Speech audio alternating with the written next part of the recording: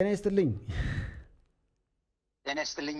ታዲያስ አዲስ ሰይፉ እንዴት ናችሁ? ሰላም ነው ወይ አንዋሪ? ያለን የአድማጮች ጥያቄ መጣ። ምክንያቱም አዳዲስ ቻርጅ ማድረጊያ ቦታዎችን ይፋ አድርጋችኋል መሰለኝና የመጣው ጥያቄ እንዴት ነው አሁን ዋጋ አከፋፈልን በተመለከተ ስለ ዋጋ ማወቅ ይፈልጋሉ። ይህ የመጀመሪያችሁ ነው ወይስ ካሁን በፊትም ቻርጅ ስቴሽኖችን ገንብታችኋል? ይህ የመጀመሪያችን ነው። ካሁን በኋላ ግን በጣም በርከት ያሉ ኢቪ ቻርጂንግ ስቴሽኖች ይኖሩናል።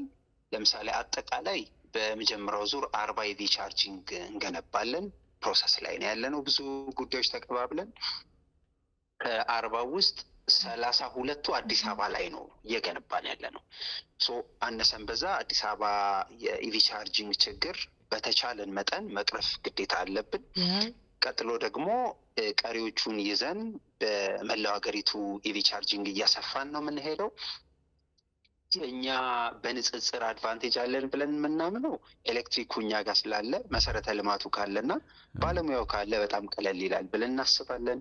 ሁለተኛ ኢትዮጵያ ኤሌክትሪክ አገልግሎት ያው ሀገራዊ አገልግሎት ነው ትልቁ የሚሰጠውና ሀገሩ በጣም ትልቅ ዲማንድ አለው ኢቪ ቻርጂንግ ላይ። ስለዚህ ሀገራዊ ኃላፊነት አለብን። ዝቅ ባለ ሂሳብ ለህብረተሰቡ ማዳረስ አንደኛውና ትልቁ የቤት ስራችን ነው። የመጀመሪያው ምዕራፍ አለው አይደል? አልተቋረጥኩም ሰይፎች። በጣም የመጀመሪያው ያስመረቅናቸው 2 ኢቪ ቻርጂንግ ናቸው። 24 ሰዓት ነው የሚሰሩት። በጣም ፈጣን ናቸው። ማክሲመም አንድ መኪና ቻርጅ አድርገህ ለመጨረስ 20 ደቂቃ ነው የሚፈጀው። በእርግጥ እንደ የመኪናው ባትሪ ሊለያይ ይችላል። ነገር ግን የኛ ኢቪ ቻርጂንግ ትንሽ ለየት የሚለው ቻርጅ የምታደርግበት ጋን ወደ መኪናው ስታስገባ ወይ ደግሞ ልክ ስትሰካው አጠቃላይ ባትሪው ማኔጅ ማድረግ ይጀምራል። ምን አይነት ባትሪ ነው ያለው፣ ምን ያህል ይፈልጋል የሚለውን ራሱ ነው የሚለካው። የፋስት ቻርጀር ነው ቻርጀሩ ማለት ነው። ፋስት ቻርጀር ነው አንዋር? የስ ሱፐር ፋስት አለ፣ ፋስት ነው። በአብዛኞቹ መኪኖች እዚህ ሀገር አልትራ ፋስት የለንም ብዙ፣ ሱፐር ግን አለን። ይሄ በጣም ፈጣን ነው፣ በ20 ደቂቃ የሚያልቅ ነው። ብዙ ከባድ ነገር አይደለም። የኛ እያንዳንዱ ዲስፔንሰር 250 ኪሎዋት ነው። አብዛኞቹ መኪና ከ50 እስከ 60 ኪሎዋት ናቸው። ስለዚህ በጣም በፍጥነት በ20 ደቂቃ፣ አንዳንዱ መኪና ደግሞ ከ20 ደቂቃ ባነሰም የሚጠናቀቅ ነው። በጣም ቀላል ነገር አይደለም። ሁለት ለየት ያለ ነገር አለን። አንደኛው እና ወሳኙ ነገር የዋጋ ቅናሹ ነው። ለምሳሌ በከተማችን ላይ የተለያየ ኢቪ ቻርጂንግ ስቴሽን አለ። ሁሉም በሚባል ደረጃ በኪሎዋት የሚያስከፍሉት 23 ብር።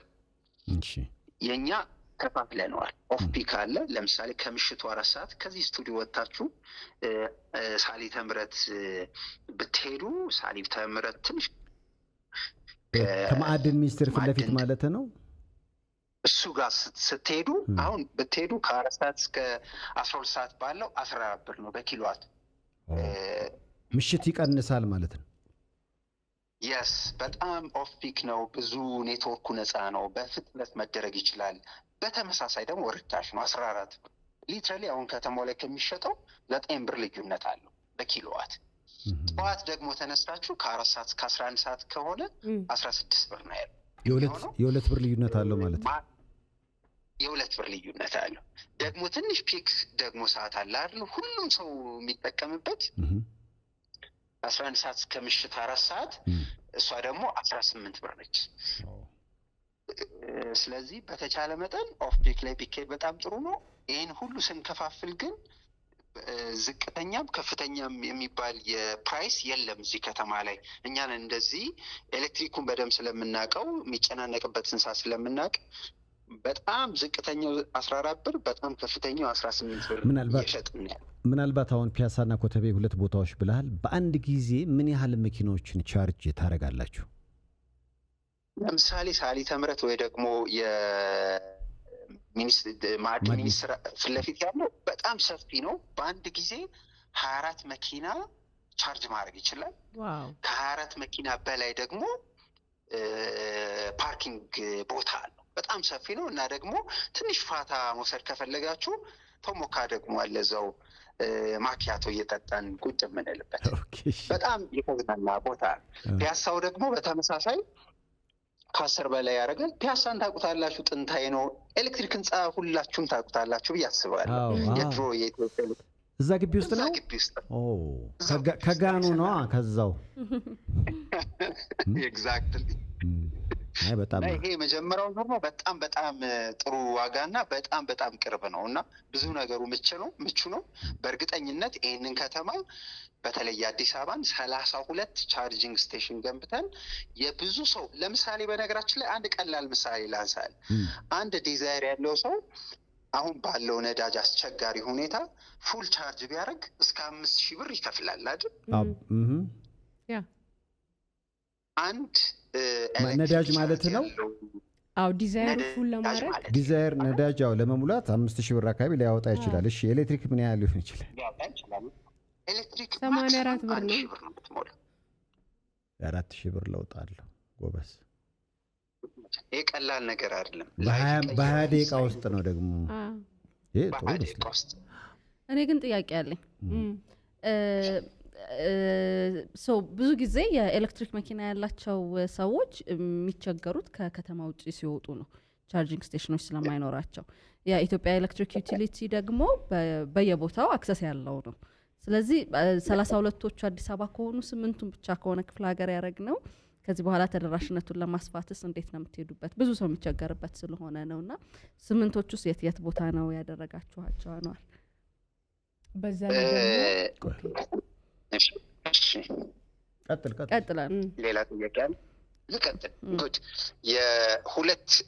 በሁለት ፍሬምወርክ በሁለት ምዕራፍ ነው እየሰራን ያለ ነው። የመጀመሪያው ምዕራፍ አዲስ አበባ ላይ በጣም ብዙ ዲማንድ ስላለ የእሱን ዲማንድን ማሟላት አለብን። ሁለተኛ 8ቱን የተለያዩ የአዲስ አበባ የኢትዮጵያ ከተሞች በጣም አቅራቢያ አዳማን ጨምሮ በጣም አቅራቢያ በጣም በሰሜንም በደቡብም በተለያየ አቅጣጫ ያሉ 8 ከተሞችን ነው የመረጥነው።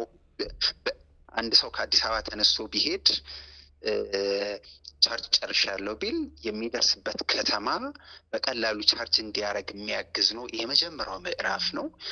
ሁለተኛው ምዕራፍ ላይ ግን ሊትራሊ ኢትዮጵያ ውስጥ ያሉ ዋና ዋና ከተሞች ሁሉንም በሚባል ደረጃ የኢቪ ቻርጂንግ ስቴሽን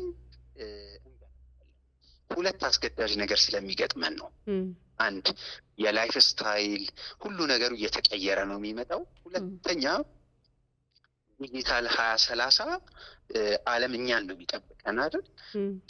ይህን ሁሉ የምናሳካበት ጥሩ ሮድ ማፕ ነው።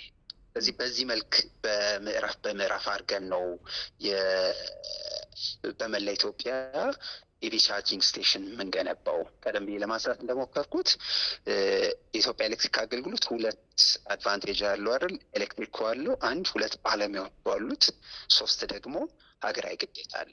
እነዚህ መካከል ላይ ያለው የቤት ስራ ትንሽ ተለቅ ይላል እና እንደ ኢትዮጵያዊም እንደ ሀገር እንደሚሸከምም ወይ ደግሞ ሀገር እንደሚገነባም አዘሴም ታይም ደግሞ ራሱን እንደሚችል ካምፓኒ ኢቪ ቻርጂንጎችን እያሰፋ በጣም በዝቅተኛ ሂሳብ የሀገሩን ዲማንድ ያሟላል ማለት ነው።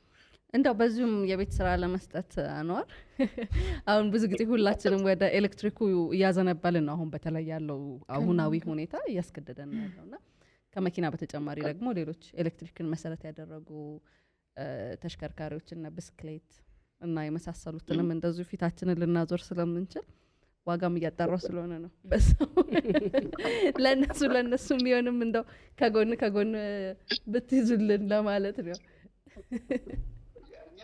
በተቻለ መጠን እንደ ሀገራዊ ካምፓኒ ሁሉንም አይነት የኤሌክትሪክ ቢዝነስ ውስጥ አይደለም የምንገባው። እኛ ኢኔብለር ነን አይደል? አስተማማኝ እርግጠኛ የምንሆንበት ሀገሩ ቢዝነስማኑ የሚተማመንበትን ኤሌክትሪክ የማቅረብ ስራ ነው የምንሰራው። ምናልባት ለስንብት አኗር ፓዮነር እንጀምራለን። እሺ ሰሞኑን በተለይ በየቀኑ ነው መብራት የሚጠፋው እና ይሄ ነገር እስከ መቼ ነው የሚቀጥለው? በተለይ ደግሞ ያው መብራት የሚቆራረጠው አሁን ኤሌክትሪክን በጣም በተደገፍንበት ሰዓት ነውና እስከ መቼ ነው? የብዙዎች ስጋት ነው። በተከታታይ አንድ አይነት ሰፈሮች ሳምንቱን ሙሉ መግለጫ እያወጣችሁ ነውና መቼ ነው የሚያበቃው የሚል ጥያቄ መጥቶልሃል። የአዲስ አበባ የኤሌክትሪክ ምንድነው ለጥገና የምናቋርጥበት አሁን 4ኛው ምዕራፍ ላይ ነው ያለነው። ኦልሞስት የመጨረሻው ምዕራፍ ላይ ነው ያለነው። በሩጫ የመጨረሻው ላፕ ላይ ነው ያለነው። የመጀመሪያው 2ኛው 3ኛውን ጨርሰን የመጨረሻውና የምናጠናቅቅበት ምዕራፍ ላይ ያለ ነው። በጣም ጥቂት ወራት ነው የሚቀሩን። እንደዚህ ስናደርግ ሁሉንም ቦታ አይደለም የምናጠፋው። ከዚህ በፊት ለማስረዳት እንደሞከርኩት በተቻለን መጠን አንድ ቦታ እያቋረጥን ስንጠግን ይሄ የተቋረጠበትና የተጠገነበትን ቦታ መልሰን ጠግነን ለማጠናቀቅ የተወሰነ ጊዜ ስለሚፈጅብን በዛው ሳምንት በዛው አካባቢ ላለመሄድ ብዙ እንለፋለን፣ ብዙ እንጥራለን። አንድ የሚጠናቀቅ ነገር ስላልሆነ አንድ ሁለት የኢትዮጵያ ኤሌክትሪክ አገልግሎት የሚሰራው መብራት አቋርጦ ነው እንጂ ቀጥታ መብራት እየበራ የምንጠግንበት ቴክኖሎጂ ላይ አልደረስንም። ስለዚህ እንደዚህ እየጠገንን ነው የምንሄደው። ይሄ ሞሮፍ የአዲስ አበባ በ4 ምዕራፍ የተበጀ 4ኛ ምዕራፍ ላይ ያለንበት የኤሌክትሪክ መልሰን የምንጠግንበት ወይ ደግሞ ሪሃቢሊቴት የምናደርግበት ምዕራፍ። ይህን ስናደርግ ሰይፉ ምን መሰለ፣ ለምሳሌ ኃይል ከህዳሴም ከተለያየ ቦታ ይመረታል አይደል? ከተመረተ በኋላ ሰብስቴሽን የሚባል ቦታ ይገባል። ሰብስቴሽን ከገባ በኋላ ከሰብስቴሽን ወደ ትራንስፎርመር ነው የሚመጣው። ከሰብስቴሽን ወደ ትራንስፎርመር የምናመጣበትን መስመር ረጅም ዓመት ስለቆየ መስመሩንና ምሰሶውን እየቀየርና እያስተካከልን ያለ ነው። ከትራንስፎርመር ነው እያንዳንዱ ቤት የሚገባው። አሁን ከትራንስፎርመር ወደ እያንዳንዱ ቤት የሚገባውን አይደለም እየጠገንን ያለ ነው። ወደ እያንዳንዱ ቤት የሚያዳርሰውን ወደ ትራንስፎርመር የሚሄደውን ምሰሶና ገመድ ሪሃቢሊቴት አድርገን ሊትራሊ 4ኛ ምዕራፍ ላይ ደርሰናል። ስፔሻሊ አዲስ አበባ ማለት ነው። እሱ ማለት የሚመጡት ኃይሎች ኃይል የሚያስተማምን ኤሌክትሪክ ወደ ትራንስፎርመሩ በቀላሉ እንዲገባ ያግዘዋል። ያኔ የመቆራረጥ መጠኑ እየቀነሰ ይሄዳል። ኤሌክትሪክ መቆራረጥ ብዙ አይነት ምክንያቶች ስላሉት እና 4ኛ ምዕራፍ ላይ እንዳለን ማስተዋወስ ፈልጋለሁ። ጥቂት ወራት ነው የቀሩት። እያስቸገርን ብዙ ደንበኞች እና ብዙ ኢትዮጵያን እያጠፋንባቸው እንዳለ እናውቃለን። ለዚህ ግን ይተባበሩናል እና ደግሞ እንደ አገልግሎቱም በጣም ይቅርታ መጠየቅ እፈልጋለሁ። ከልብ እናመሰግናለን። እንግዲህ በተለይ ቻርጅ ማድረጊያ ቦታዎችንና ዋጋዎችን በተመለከተ አድማጮች ጥያቄ መጣልን። በዚህ በሌሊትም የታዲያስ አዲስ ተባባሪ ነው አንዋር ምን ላይ ስለሰጠን ከልብ ነው የምናመሰግነው። መልካም አዳር ብለናል አንዋር። በጣም አመሰግናለሁ። ያንተን ጨምሮ ሀሴትም ሁላችሁም ኤሌክትሪክ መኪና ካላችሁ በእኛ ወጪ ጥሩ አድርገን አስተናግደን ቻርጅ አድርገን እንዴት ፈጣን እንደሆነ ማሳየት ይችላል። ሉላ አላለም አንዋር የላትም ብሎ ነው የላትም ብሎ ነው። ሶላር አለኝ ይወራል ወይ?